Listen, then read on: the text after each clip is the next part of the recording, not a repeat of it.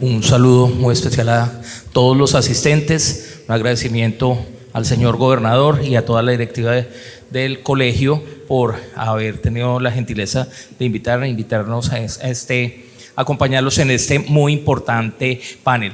Vamos a estamos acordando tratar de hacerlo más ágil el tema porque nos tocó de teloneros de Ricarena, entonces no queremos estar cuando empiece porque va a ser difícil competir contra ese punto. Entonces, muy brevemente, quiero comentarles cuál es el tema que vamos a tratar profundamente. Estamos en este momento enfrentados a una reforma pensional en Colombia que pretende cambiar el sistema que veníamos trayendo o que teníamos de reparto con el régimen de prima media con prestación definida o el de capitalización con nuestro otro régimen, el de ahorro individual con solidaridad, y cambiarlo por un sistema o de pilares o de multipilares. Y a pesar de que hay algunas personas que no comparten que realmente lo que se está proponiendo lo vamos a tratar acá, es un proyecto que realmente no está basado en un proyecto, en un sistema de pilares específicamente. Así se ha vendido y así se ha ofrecido por el gobierno nacional. El proyecto de ley cursa hoy ante la Comisión Séptima de Senado y es muy importante que lo discutamos para saber si realmente es viable. Yo creo que el final y la conclusión es que cada uno de estos importantes panelistas nos diga si lo considera o no lo considera viable, y con ese punto terminaremos saliendo.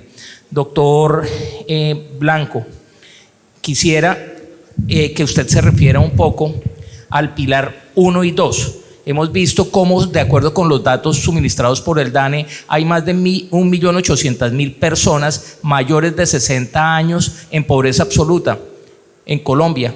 Solamente el 25% de los adultos mayores logran tener pensión.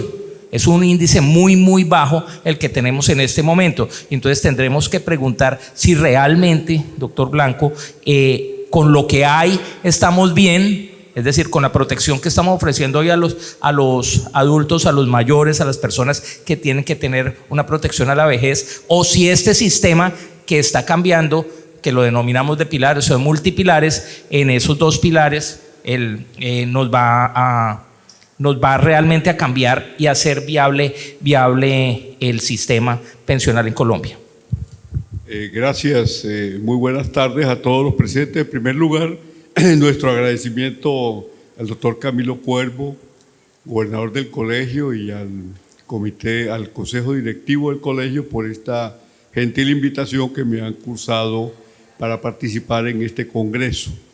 Desde luego, tienes toda la razón cuando Bernardo nos dice que estamos compitiendo contra la Rica Arena o contra Ricarena, de manera tal que es importante darle un aceleramiento a este último panel. ¿Qué es lo primero que quisiera decir? El sistema de pilares surge a raíz de los estudios que adelantó el Banco Mundial, que en el año 94 propone como una alternativa para asegurar un envejecimiento sin crisis, un envejecimiento sin pobreza, proponiendo para ello precisamente la construcción de un primer pilar, que algunos llaman pilar básico, otros lo llaman pilar esencial, etcétera, consistente en una pensión, digámoslo así, universal básica, en la cual el valor lo pondrá la disponibilidad que tenga cada país de acuerdo a su presupuesto, porque ese pilar básico o esencial que no es contributivo, precisamente se financia con el presupuesto de la nación. Significa que se carga a los impuestos que debemos pagar todos los colombianos. Hasta el momento ustedes saben que en Colombia se han venido dando algunos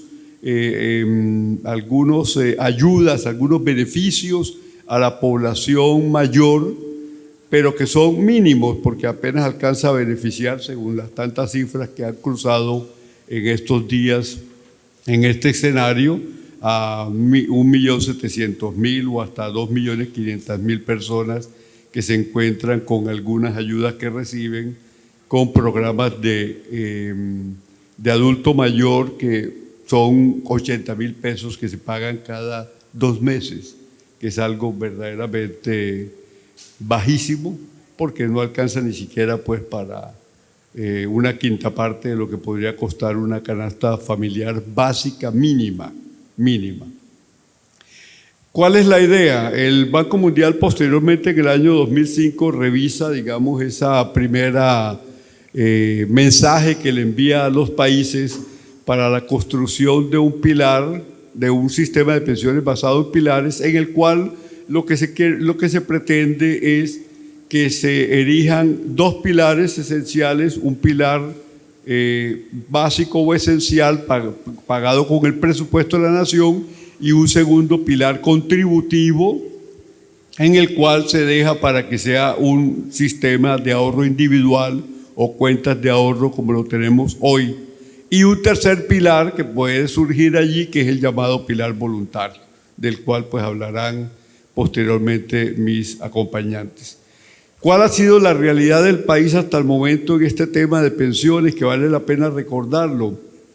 Cuando en el año 90 se lleva adelante los debates previos a la Ley 100, un estudioso de estas materias en aquel entonces, el doctor Ulpiano Ayala, que en paz descanse, ya nos decía él, y en unos libros recogidos, publicados por la CEPAL, que todavía conservo algunos en mi biblioteca de la oficina, en uno de ellos nos decía que el sistema pensional colombiano basado en el régimen de invalidez, vejez y muerte del Seguro Social apenas alcanzó una cobertura al final del año 92 del 25%, habiendo sido puesto en vigencia, como ustedes lo recordarán, con el decreto 3041 de 1966. Pero fíjese que del año 93 o 94, cuando entra en vigencia la Ley 100, 1 de abril del año 94, a hoy, 2023, no es que hayamos avanzado mucho en materia de cobertura del sistema de pensiones. Veíamos en las cifras que no son exactas, porque hay divergencia en ellas, que llegamos más o menos a un 40% de cobertura de la población ocupada del país. La población ocupada del país, 24 millones en números redondos, de los cuales 40% significa que apenas esa cobertura estamos alrededor de unos 9 millones de personas, distribuido en 2 regímenes, ¿sí? El régimen de ahorro individual y el régimen de prima media, lo cual nos arroja al final del día unas cifras muy bajas en materia de lo que hoy en día tenemos pensionados en Colombia. El régimen de prima media tiene aproximadamente unos 1.600.000 pensionados, mientras que el régimen de ahorro individual tiene 280.000, 290.000 pensionados según datos de Asofondos. Eso significa que cuando se lanza la idea de un pilar básico o esencial no contributivo, yo personalmente considero que es muy importante que a esa idea se le pudiera dar desarrollo en el país, porque es una manera de atender a la vejez pobre del país que no goza de ningún ingreso. Ese beneficio, que no podemos llamarlo nunca pensión, sino es un beneficio, establecer la cuantía ya le corresponderá a las cuentas que haga la nación a través de su gobierno, del Ministerio de Hacienda, que hasta el momento se ha hablado de unos 223.000, 225.000 pesos.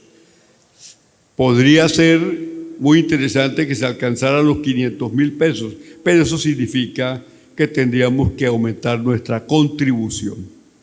Y un pilar semicontributivo, que también es una solución que me parece muy interesante, que es recoger los aportes que han hecho muchos colombianos, pero sin alcanzar los requisitos mínimos para obtener el reconocimiento de una pensión, pero no hacer la devolución de saldos o hacer la indemnización sustitutiva, que siempre me ha parecido un error, porque es que la contribución en pensiones se hizo y nació desde los orígenes de la Ley 100, fue para hacer y construir una pensión, no para devolver el dinero. Siempre me pareció, yo como asesor, que he sido desde hace muchos años de fondos de pensiones, siempre no me pareció correcto que se devolvieran los aportes al afiliado, porque eso podría servir más adelante mejor para tratar de formar una pensión, así sea menor a la del salario mínimo, es decir, un beneficio con el cual la persona reciba un ingreso. Porque ya podemos ver una persona de mayor de 65, 70 años sin ningún ingreso. Eso debe ser verdaderamente una vejez sumamente triste, en donde desde luego tendría que estar dependiendo de la ayuda de su familia, de sus padres. Entonces, en ese orden de ideas, para ser breve, desde luego sí estaría yo de acuerdo en la creación de ese pilar no contributivo, o para generar un beneficio esencial de subsistencia, y en segundo lugar un régimen o un pilar semicontributivo que combine los aportes que se alcanzaron a otorgar, a ahorrar en un determinado lapso de tiempo, más la contribución que también se haga por parte del presupuesto nacional. Muchas gracias, doctor Blanco. Doctor Andrés Felipe Paz, en Colombia existe en este momento algunos programas que buscan proteger a los adultos mayores, a las personas que están en edad de pensión, como el programa de Colombia Mayor, el programa de los BEPS. ¿Usted estima que esto es suficiente? Es decir, este programa que hay hoy es suficiente, o si realmente se requiere de los pilares, de la creación de los pilares, tanto el solidario como el semicontributivo. Gracias, Bernardo, y gracias, Camilo, por la oportunidad de participar. Frente a esa pregunta, creo que voy a hacer una mezcla de lo que decía el doctor Oscar Blanco y un poco del planteamiento de la pregunta para la respuesta, porque quizás lo primero que debemos decir, creo que todos los tenemos claros, es que lo que tenemos hoy actualmente para la protección de la vejez en ese escenario no contributivo no es suficiente. Tenemos una problemática más que evidente respecto de la desprotección de la vejez, y quizás lo que debemos es robustecer esos programas o beneficios que tenemos para el apoyo a la vejez. ¿Y por qué lo digo de esta manera? Porque si bien el doctor Oscar Blanco nos decía a nosotros, estoy de acuerdo con ese pilar no contributivo, en el fondo creo que todos estamos de acuerdo con ese pilar no contributivo, pero quizás, en mi opinión, ese pilar no contributivo no debería formar parte de la reforma pensional, y en este momento no debería ser parte del sistema general de seguridad social en pensiones, sino que debería construirse a partir de un beneficio o un subsidio a la vejez que complemente lo que hoy tenemos, que comparto, doctor Oscar, es insuficiente en este momento. ¿Y por qué digo que no debería ser parte del sistema general de pensiones en este momento, por lo menos?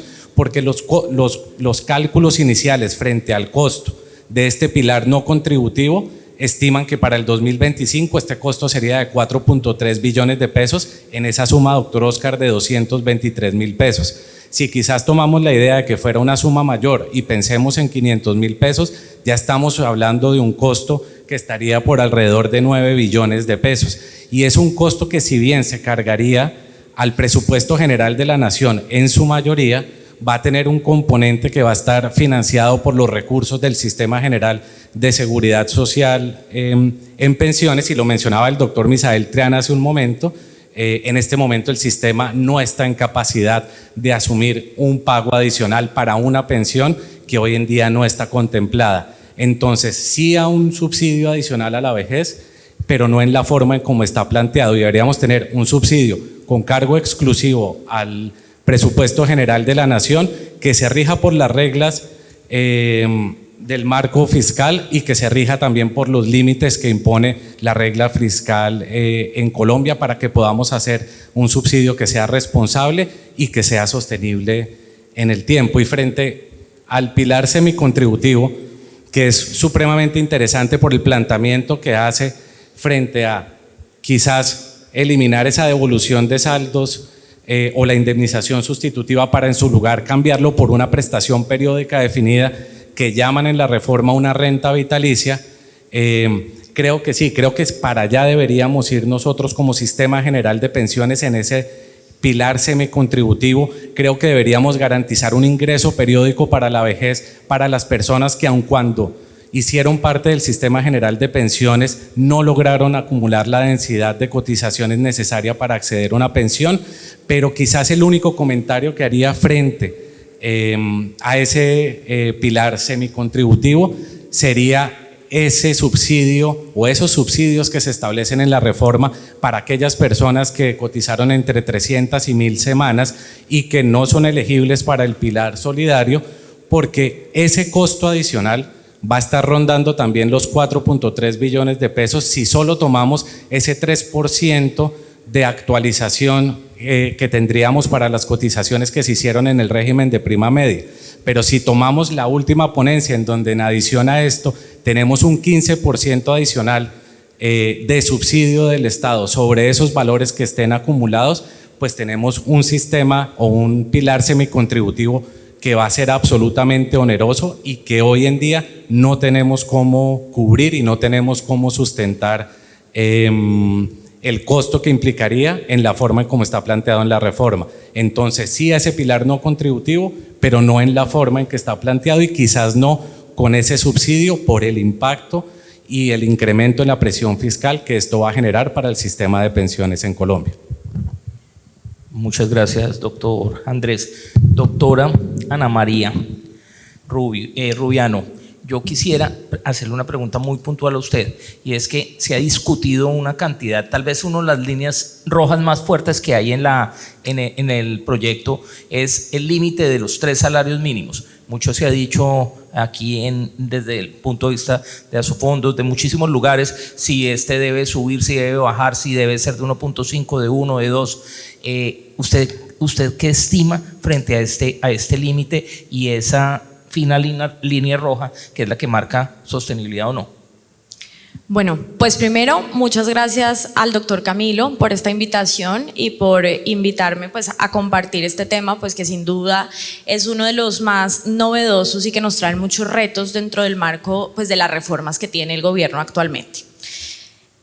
Para responder la pregunta de los 3 salarios mínimos legales mensuales vigentes, pues a título de contexto, nosotros tenemos un tercer pilar, y es un tercer pilar que es súper novedoso con respecto a la estructura contributiva, y esto es ¿por qué?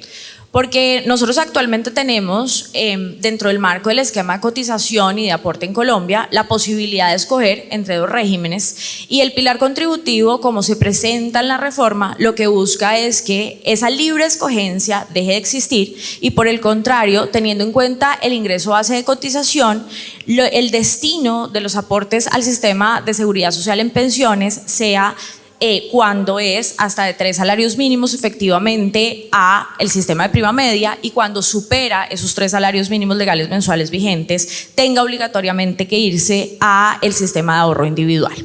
Entonces, sin duda alguna, esto modifica completamente la estructura del sistema pensional actual, y esto es porque se parte del hecho de que ya Colpensiones va a tener la gran parte de los aportes, si uno digamos que saca números de esto, a pesar de que como lo dice el doctor Blanco, los números no son muy exactos, el 88% de las cotizaciones del sistema general de pensiones está, digamos, por debajo de los 3 salarios. Entonces, sin duda alguna, pues ya se demuestra que la mayoría del sistema de cotización lo tendría Colpensiones. Entonces, evidentemente con este sistema o este tercer pilar, lo que se busca es que yo tenga que obligatoriamente cotizar una parte de mi IBC con 3 salarios y yo devengo más, y la diferencia se iría al sistema de ahorro individual. Entonces, ¿por qué es tan relevante? Y para responderte la pregunta, Bernardo, esa línea de los 3 salarios, porque sin duda alguna determinar ¿cuál va a ser ese límite de cuando yo debo obligatoriamente cotizar al sistema de prima media o en su defecto la diferencia cotizarle el ahorro individual? Tiene unos impactos que son los que generan gran cuestionamiento de la estructura actual de cómo presenta el gobierno la reforma. Y esos grandes cuestionamientos parten de la base de un tema netamente numérico, y es: si uno revisa los números de los 25 millones afiliados al sistema de seguridad social, 18 millones aproximadamente están afiliados al RAIS, mientras 6.7 millones están afiliados al régimen de prima media. Por ende, si uno hace ese análisis, básicamente por cada 10 trabajadores que cotizan al sistema de seguridad social, 7 cotizan al sistema de ahorro individual. ¿Eso qué genera en la práctica? Que sin duda alguna, si se mantiene ese balance de establecer que obligatoriamente aquellas personas que tienen un IBC de 3 salarios mínimos legales mensuales vigentes deben obligatoriamente cotizar al sistema de prima media, evidentemente tendríamos que aproximadamente el 88% de cotizaciones de todo el sistema se irían al régimen de prima media.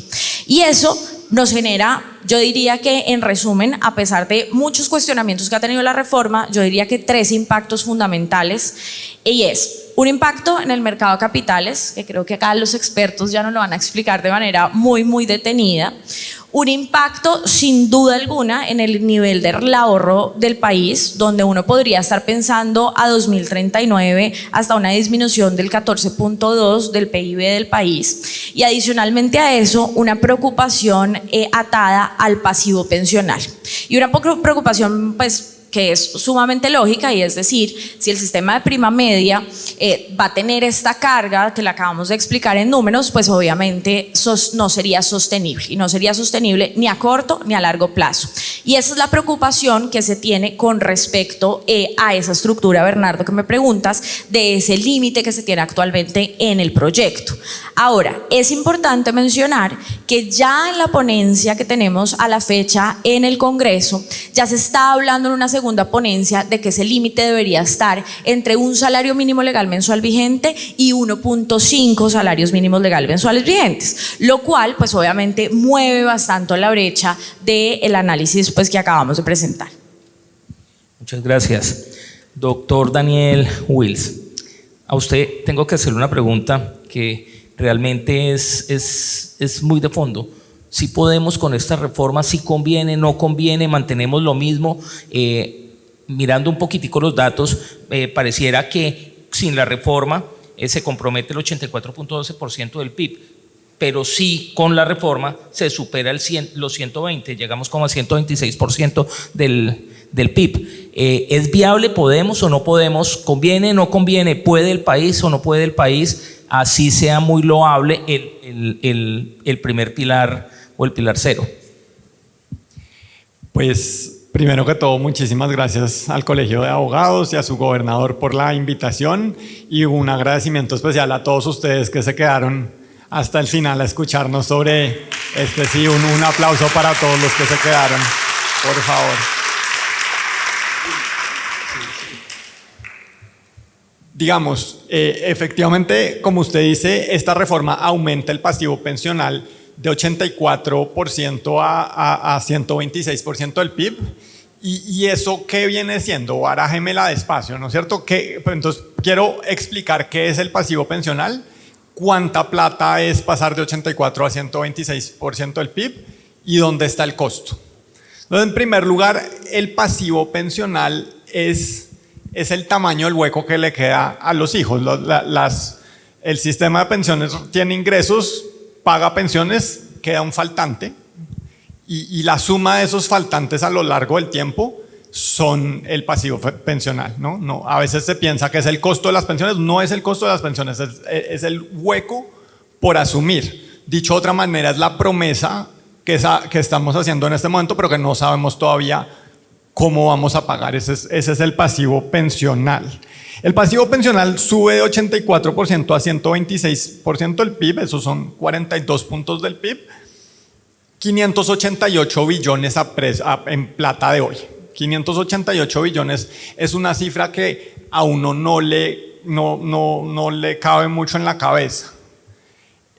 Para que ustedes pongan esa cifra en perspectiva, construir la segunda línea de metro en Bogotá, que es una línea subterránea, va a valer algo así como 14 billones de pesos. Entonces ustedes pueden hacer la división y con el costo extra que vale la reforma, en los próximos años podríamos hacer 45 líneas de metro a lo largo del territorio. Ese es el tamaño del incremento en el faltante. No es el costo de las pensiones, no es el costo de la reforma, es el incremento frente a lo que vamos sobre lo que ya nos falta por pagar hoy. Son 45 líneas de metro que podríamos construir en ese periodo.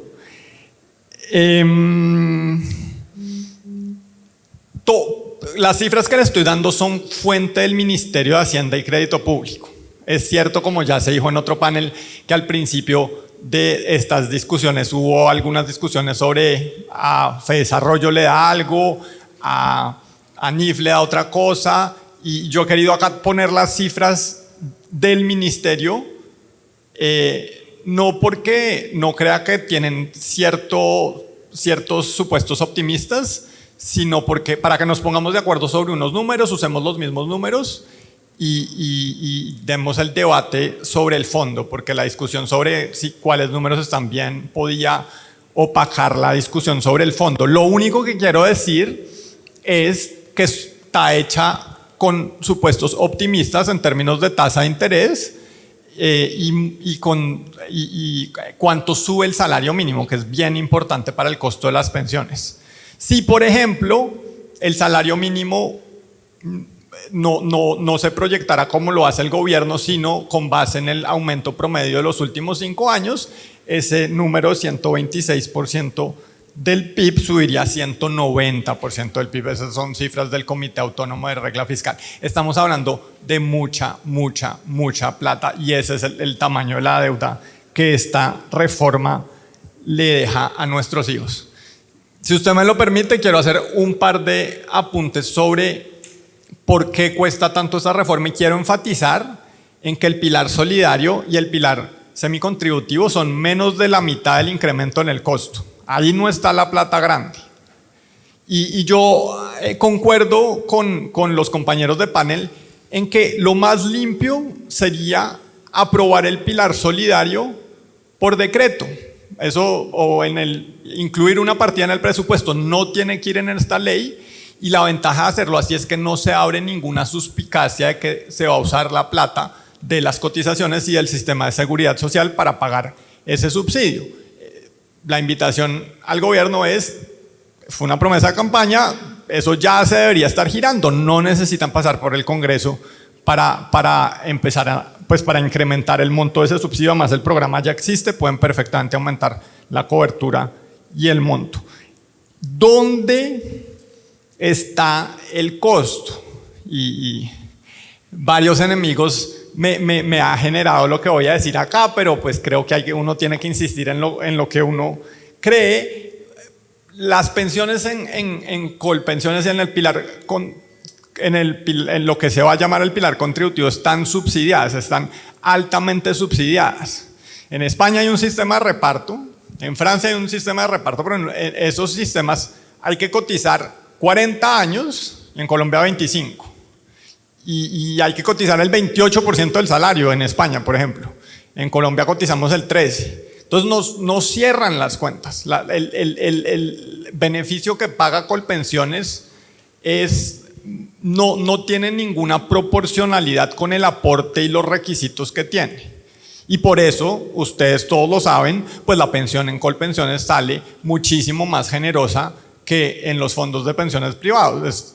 La diferencia de plata sale de algún lado y sale del presupuesto general.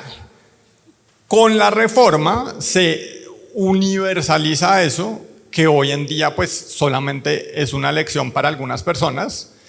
Y a mí no me preocupa que se le dé un subsidio a una persona de 3 salarios mínimos. Me preocupa que le van a dar un subsidio a todas las personas. La que se pensiona con 3 salarios mínimos, pero también la que se pensiona con 5, y la que se pensiona con 10, y la que se pensiona con 15.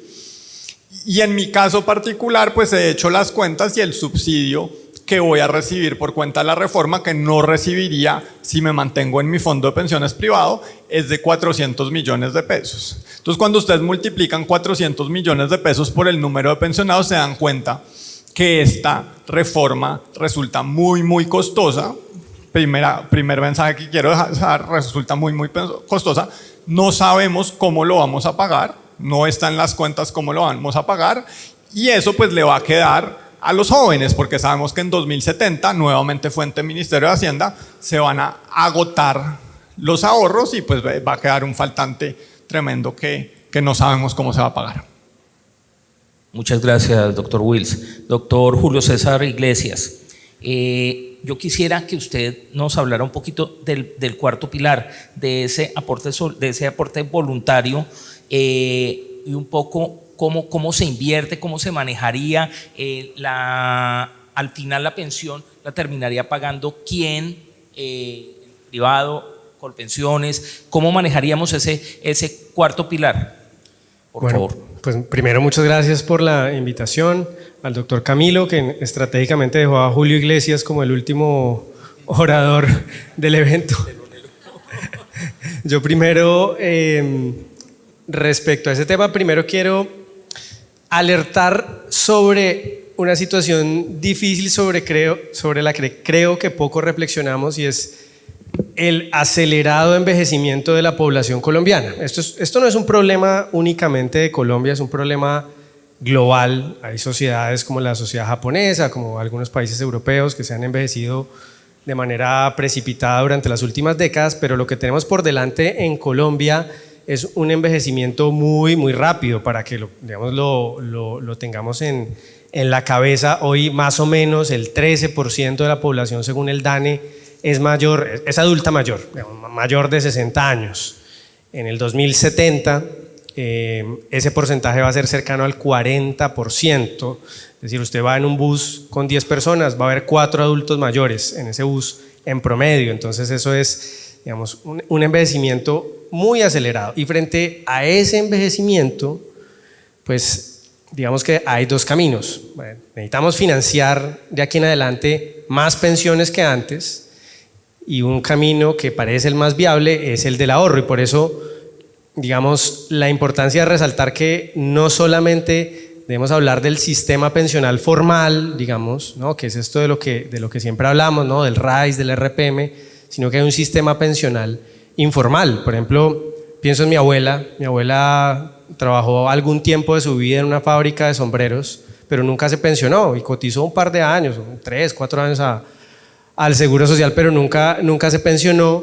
Pero tenía, digamos, un par de activos, una casa y por ahí un CDT que siempre mantuvo. Entonces tenía esas dos fuentes de ahorro que al final le dieron algo de tranquilidad en su vejez: el mercado de capitales, un CDT, ahorrar en un instrumento financiero, y ahorrar en finca raíz. Por desgracia, esta reforma pensional, en lugar de promover, de generar las condiciones para que los ciudadanos ahorren más frente a esta necesidad urgente que tenemos de que los ciudadanos que hoy están jóvenes ahorren para su vejez, digamos, desestimula profundamente y perjudica el marco institucional y el marco económico que se necesita para que ahorren esas personas. Es decir, no solamente la reforma pensional descapitaliza de ahorro al país, de ahorro que llamamos obligatorio, según las cuentas del Comité Autónomo de la Regla Fiscal, el ahorro agregado de la economía colombiana por cuenta de esta reforma puede caer 20 puntos del PIB. Hoy tenemos más o menos 30% del PIB ahorrado. Pues que caigamos a largo plazo 20 puntos del PIB, pues es una caída muy significativa. Pero no solamente eso, nos dice el propio gobierno en sus cuentas, que ya son cuentas, digamos, hechas con unos supuestos bastante, digamos, flexibles. Nos dice que en 2070 se agota lo que han llamado el fondo de ahorro del pilar contributivo. Entonces, lo que nos están diciendo es que vamos a ser un país de viejos, porque esa es la realidad, y de muy viejos, sin ahorro. Y aparte de eso, vamos a posiblemente, ojalá no, pero posiblemente vamos a seguir siendo un país de bajos ingresos. Entonces, no es lo mismo ser viejos como los japoneses, pero ricos, con ahorro, que un país de viejos, y perdón por ser tan crudo, pobres. Pero es que hacia allá es donde vamos, y este tipo de medidas y este tipo de propuestas profundizan esa situación. Y yo decía que no solamente en esta reforma pensional, en realidad ese cuarto pilar, el pilar de ahorro voluntario, que a mi juicio es quizá el más importante de todos, no solamente es un convidado de piedra, solo aparece en el PowerPoint, porque en realidad no hay ninguna medida específica para promover el ahorro, que es fundamental, sino que además lo golpean porque, les decía ahorita, mercado de capitales y sector, digamos, inmobiliario y la inversión en vivienda son, digamos, esos dos tipos de activos que los ciudadanos normales pueden acceder para ahorrar. Por un lado, el mercado de capitales pues, sufre un golpe devastador, ¿no? En Colombia, en promedio, las empresas que están inscritas en bolsa, las más grandes, el 20% de la capitalización bursátil de la propiedad que está, digamos, inscrita en bolsa, el 20% es propiedad de las AFPs, de los fondos de pensiones obligatorias. Básicamente, por diversas razones, esta reforma acaba con el ahorro obligatorio de las AFPs, entonces vamos a tener obviamente menos inversión en acciones, un mercado que se va a ir secando, que ya viene en una crisis tremenda, y por supuesto eso hace que en ahorro voluntario pues sea cada vez menos atractivo comprar acciones, que las acciones son el instrumento de inversión de largo plazo por excelencia. Eso por el lado, digamos, del mercado de capitales, que se ve muy golpeado, y por el otro lado, el otro instrumento de inversión de largo plazo por excelencia de las familias colombianas, pues el sector inmobiliario también sufre un golpe muy fuerte por el lado del mercado de crédito, porque sabemos que pues, la mayoría de personas no pueden comprar una vivienda al contado, tienen que acceder a un crédito hipotecario y ojalá de largo plazo. El problema es que como vamos a retraer los recursos que maneja, digamos, el inversionista institucional más importante del país, que son los fondos de pensiones, esos fondos de pensiones son los que compran deuda de largo plazo, que pueden comprar bonos a 20 años, 25 años. Esos bonos que emite el sector financiero son claves para que ellos a su vez puedan prestar créditos hipotecarios como los que hemos visto, que eso no es algo, digamos, que siempre haya existido, es realmente una novedad que haya créditos hipotecarios a 20, 25, incluso hasta 30 años. Entonces, si no hay fondos de pensiones prestándoles a los bancos, va a ser cada vez más difícil que haya bancos prestando a 25, 30 años a tasa fija o con estructuras hipotecarias interesantes. Entonces, va a ser más difícil también invertir en ese otro instrumento. Entonces, no solamente es que la reforma pensional no proponga nada nuevo para el ahorro voluntario, que es clave, sino que, digamos, dinamita los mecanismos de inversión voluntaria en el país. Un poquito en ese sentido, ¿usted considera que ese problema de inversión podría incluso afectar los beneficios que hoy están planteados como beneficios tributarios para quienes ahorran o ahorramos en el régimen de ahorro individual con solidaridad? ¿Mejor en las voluntarias? Entiendo que no, es decir, la reforma no dice nada absolutamente sobre eso, digamos, sigue siendo el 30% hasta el 30% de la renta exenta cuando ahorra en un fondo de pensiones voluntarias y tiene un tope, algo así como 160 millones de pesos de renta exenta máxima, pero digamos, el punto es, aunque no toque eso, no toque formalmente los incentivos tributarios, más importante que los incentivos tributarios, pues, digamos, más importante que el incentivo tributario es la rentabilidad. Por ejemplo, si usted invierte en acciones, más importante que el incentivo tributario es la rentabilidad que usted va a obtener de invertir en acciones. Si tenemos un mercado de capitales en donde no hay dinamismo, porque no hay inversores institucionales de largo plazo, pues no va a tener ningún sentido comprar acciones de Bancolombia, de Ecopetrol. El mercado de capitales en Colombia de acciones estás en una crisis, ha caído 30% en los últimos año y medio. Entonces, si no tenemos instituciones que inviertan a largo plazo, pues claro, la señora que tiene 10 millones de pesos difícilmente le va a apostar, difícilmente va a confiar en un mercado en el que no confían los grandes y no hay agentes grandes. Y los extranjeros, pues lo mismo, no van a creer en un mercado donde los locales tampoco están actuando. Muchas gracias, doctor. Perdón que te interrumpa, pero es que escuchando a los demás compañeros aquí de este panel respecto de cómo se va a financiar el pilar solidario o el pilar básico o esencial y el semicontributivo. Pero fíjense ustedes que el Banco Mundial traza unos lineamientos que me parece a mí muy importantes y que seguramente apuntan, no de inmediato, porque es importante saber que no es que a partir de mañana se van a pagar los 223.000 pesos a una población, qué sé yo, de 7, 8, 10 millones de personas. Eso no va a suceder, porque lo que dice el Banco Mundial es que en primer lugar un sistema esencial, básico, debe ser primero que todo adecuado, y la adecuación la define cuando provee beneficios a toda la población. Entonces parte de ese primer punto que es muy importante tenerlo en cuenta. En segundo lugar, nos dice estos estudios del Banco Mundial que sea financiable, ¿sí? Es decir, que se encuentre dentro de la capacidad financiera de los individuos y de la sociedad. Entonces hay que ajustar los valores a esa regla, digamos, de la financiación. En tercer lugar, que sea sostenible, es decir, para indicar que sea financieramente sólido y que puede predecir que se mantendrá así. Y finalmente, que sea robusto, es decir, que soporte las diferentes crisis o shocks que pueda sufrir un sistema pensional en Colombia. Estamos hablando de que esto, desde luego, se financiaría a través del presupuesto nacional, pero requiere que examinemos esos 4 reglas, digamos, que traza el Banco Mundial para poder obtener el objetivo.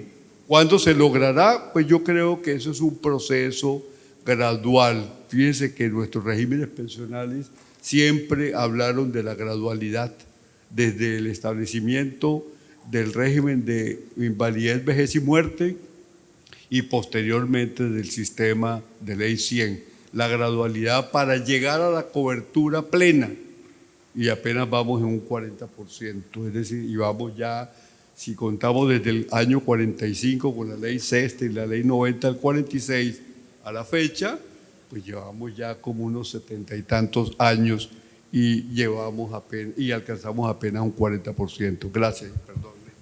No, señor, muchas gracias a usted. Doctora Ana María, yo quiero hacerle una pregunta muy pequeña. ¿Quién cree usted que debe manejar ese fondo de ahorro? Porque vemos una propuesta de una comisión, de un comité directivo independiente formado por el Banco de la República y por representantes del gobierno, de los empleadores, de los trabajadores. ¿Eso es viable? ¿Es lógico? ¿Podría ser bueno? ¿O es mejor que esos fondos de ahorros estén manejados por quienes ya tienen la experiencia? Bueno, pues al final el fondo de ahorro, el objetivo que tiene es, pues como su nombre lo indica, establecer una estructura de ahorro para que a mediano y a largo plazo el sistema sea sostenible. Entonces, la administración como tal de ese fondo es de los temas más delicados que tiene la reforma, y la reforma lo plantea de una manera demasiado general, y eso genera una preocupación grande. Porque de alguna manera la reforma lo que dice, creo que es lo que tú mencionas, Bernardo, y es decir, deberá ser un comité integrado por varias partes sectoriales para que haya responsabilidad, comillas, respecto a la administración de ese fondo de ahorro, que de alguna manera va a ser el que sostiene a mediano y a largo plazo el sistema nuevo que se presenta. Entonces, creo que por el contrario genera una preocupación estructurar de manera tan general esa integración de un comité. Creo que si uno analizara la norma como está, yo creo que uno tendría que pensar en que las reglas de ese comité tendrían que ser reglamentadas de manera sumamente, digamos, precisas, casi desde un componente traído desde el mundo corporativo, de un tema de gobierno corporativo, donde esté sumamente establecido quién va a tener la responsabilidad frente a qué, sobre todo a mediano y a largo plazo. Entonces, una de las cosas que preocupan de la reforma y establecer quién puede hacerlo, digamos, desde este panel sería como demasiado general. Yo creo que tiene que ser un tema reglamentado con personas que sepan administrar el sistema, pero sobre todo que se garantiza la responsabilidad a mediano y a largo plazo de la administración de los recursos. Muchas gracias. Bueno, dado lo avanzado del tiempo, voy a hacerles una pregunta como de cierre, ya para que vayamos terminando en este punto, porque ya se nos acabó el tiempo que nos muestra acá. Doctora, ¿usted podemos o no podemos? La pregunta, ¿podemos o no podemos? ¿Somos capaces con esta reforma? ¿No somos? ¿Usted qué piensa que es más conveniente para nuestro país? Pues que necesitamos reforma es claro, el sistema en este instante no tiene una sostenibilidad, sobre todo el sistema de prima media tiene bastantes reservas que creo que son conocidas desde la perspectiva de lo fiscal. Sin embargo, la reforma como está creo que no es una reforma que en este instante le sirva al país. Creo que algunos de nosotros ya hemos manifestado las preocupaciones, pero más allá, digamos, de los problemas de sostenibilidad fiscal, que son evidentes, y adicionalmente la afectación a la inversión, que también tiene un impacto en otros temas importantes de desarrollo del país, estructuralmente la reforma tiene cosas que preocupan, empezando porque eliminan varios temas que hoy en día pues responden digamos a los reconocimientos pensionales. Ejemplo, la garantía de pensión mínima desaparece en este sistema, la afectación en las tasas de reemplazo cuando se hace la suma en cómo se va a pensionar una persona, sumando los dos componentes, las tasas de reemplazo van a tener una afectación grandísima. Adicionalmente a eso, pues como lo mencionaba el doctor Iglesias, no hay un desarrollo del capítulo del pilar voluntario que va a ser fundamental para complementar cualquier tipo de pensión en atención a esa, digamos, a esa disminución de las tasas de reemplazo. Se elimina la figura del retiro programado, que también pues deja muchas incertidumbres de la herencia del capital que existe hoy en día frente a lo ahorrado. Y por último, para mí tiene un vacío importante, y es que definitivamente no tiene reglas claras para combatir informalidad. Evidentemente creo que lo dijeron en otro panel, y es que la reforma pensional tiene que ir relacionada directamente con la reforma laboral, pues porque obviamente mientras no se resuelvan en el país esquemas de formalización, pues el sistema no va a ser sostenible. Y también preocupa que el sistema siga pensando que únicamente con un 40%, como lo mencionaba el doctor Blanco, de cotización de las personas ocupadas va a ser un sistema sostenible. Entonces, desde mi perspectiva como está, y en atención a lo que acabo de mencionar, creo que no, en este instante como está estructurada, le falta un poquito de avance. Muchas gracias, doctora. Doctor Blanco, ese proyecto podemos, no podemos, nos garantiza sostenibilidad, suficiencia, equidad, cobertura, o realmente preferible quedarnos así? Bueno, quedarnos así es quedarnos en el mismo punto de partida. No, yo creo que el Congreso, en su sabiduría, debe tener la capacidad de cumplimiento por parte de lo que le corresponde a todo legislador. Es decir, los debates deben conllevar a que necesariamente se introduzcan cambios dentro del texto mismo de la reforma. Decíamos en nuestras reuniones previas que hemos celebrado para organizar este panel, era que en dónde se traza la línea. Fíjense que Fedesarrollo habla de que es un salario mínimo o 1,5, es decir, nunca ha dicho 0, pero tampoco ha dicho 3, ¿sí? Originalmente recordarán ustedes que el proyecto hablaba de 4 salarios mínimos por parte del Ministerio de Hacienda, del Ministro de Hacienda, pero después fue bajado a 3, y hoy en día está oscilándose en negociaciones internas entre 1 y 1,5. ¿Qué impacto produce esto? Pues es lo que precisamente se trata de discutir dentro del seno del Congreso. Ahora, hay una cosa muy importante. Lo que sí es necesario es que tenemos que hacer algo con la población más necesitada del país, porque no podemos continuar teniendo una vejez triste, una vejez sin ingresos, supeditada a la ayuda de sus familiares cuando a algún familiar, perdonen la expresión, se le da la gana de ayudarlo, porque esa es la triste realidad que se vive en muchos hogares colombianos, donde finalmente el anciano queda como el trasto viejo y muchas veces abandonado, y el Estado, el costo de salud, pensemos nada más, es enorme, porque no tiene quien más lo vaya a atender. Entonces sí es importante brindar alguna ayuda, la suma que sea, desde luego que sea más o menos adecuada, como le dice el Banco Mundial, pero que sea también sostenible para poder soportar, digamos, una vejez por lo menos un poco más digna de lo que pueden estar teniendo hoy en día. Entonces, bajo ese esquema, yo sí creo que se le podría dar la regla siguiente de que el proyecto en ese esquema debe ser viable, y el otro es donde se traza la línea para saber a qué conclusión se llega en los acuerdos que se hagan en el mismo Congreso de la República. Gracias. Muchas gracias, doctor Andrés Felipe. La misma inquietud. ¿Qué hacemos?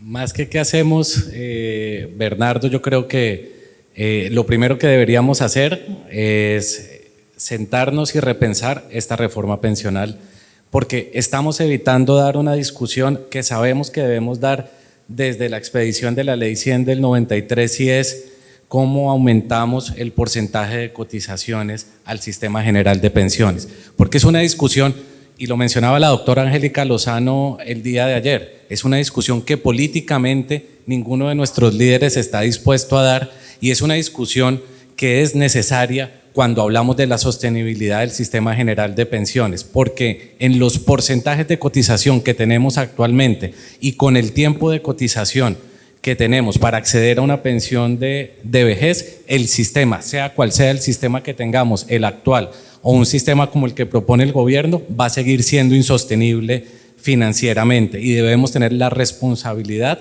de poder dar esa discusión y de poder mirar escenarios distintos de financiación del sistema de pensiones. Y comparto lo que dice el doctor Blanco frente a que lo que sí debemos atacar inmediatamente es esa población mayor que está necesitada de un apoyo o de una ayuda por parte del gobierno nacional. Y para esa ayuda, reitero, no necesitamos la reforma pensional, sino necesitamos la voluntad política de crear un programa de subsidios que esté estructurado para beneficiar a esa población en pobreza extrema, pobreza y vulnerabilidad que tenemos en el país. Muchas gracias. Doctor Wills, pues con ese dato de 84.12% de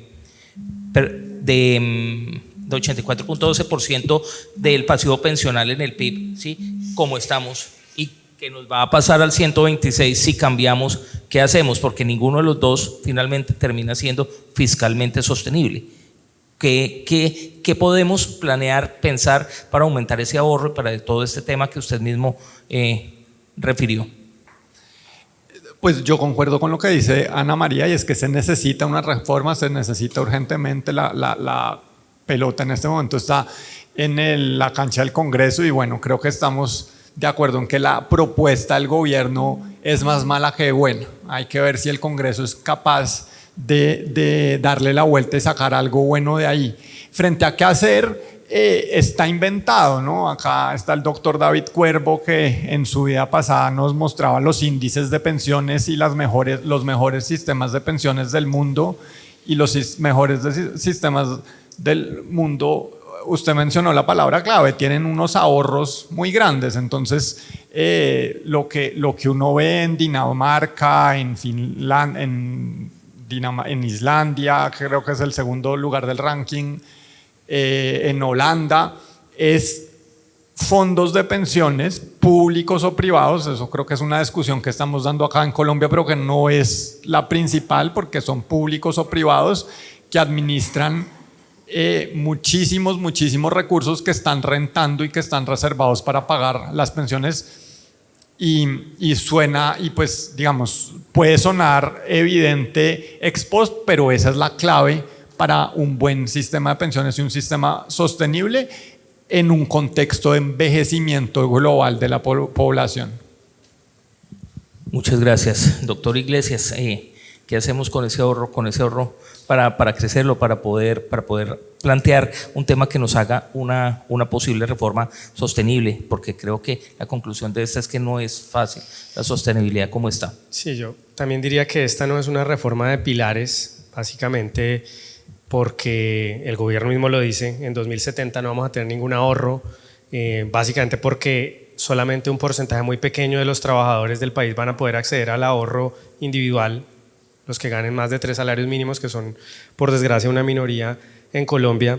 Entonces hablar de sistema de pilares, que uno entiende está basado parcialmente en la capitalización y parcialmente en un sistema de reparto, no es preciso. Aquí estamos hablando más bien de una transición hacia, en la práctica, un monopolio de colpensiones, un monopolio de un sistema de reparto, y eso en el contexto de una sociedad que se envejece. El sistema de reparto, no olvidemos, consiste esencialmente en personas jóvenes financiando la pensión de personas viejas. Pues en un país donde hay muchos jóvenes y pocos viejos, eso puede tener sentido, pero en un país como el que vamos a hacer, porque los jóvenes de hoy no van a reemplazar los gatos repentinamente por muchos niños, vamos a tener menos natalidad, entonces eso en un país como Colombia pues no tiene mucho sentido. Y finalmente yo diría, pues para evaluar si una reforma avanza o retrocede, una reforma pensional, yo hablaría de 3 dimensiones. Cobertura, ¿no? La reforma avanza en cobertura pensional definitivamente no. Sí vamos a tener seguramente más cobertura de subsidios o más cobertura de rentas vitalicias, en la mayoría de casos muy chiquitas en el pilar semicontributivo, pero más cobertura de pensiones, como nos han dicho, no. ¿Vamos a tener un sistema más sostenible? Definitivamente no, eso ya digamos el consenso, incluso el gobierno lo dice, no, vamos a tener un sistema mucho más insostenible, lo cual significa que puede que no cumpla sus promesas. Y vamos a tener un sistema con mejores beneficios o con más justicia, pues tampoco. Entonces, en todo caso, yo diría que esto es un retroceso y que, dado que filosóficamente es una reforma anti-ahorro, que debería ser una reforma pro-ahorro, veo muy complicado que esto le puedan dar la vuelta y digamos, la manera de avanzar o de, digamos, preservar los avances que ha tenido el sistema sería archivar, según mi juicio, este proyecto de ley. Muchísimas gracias. Entonces, gracias a todos.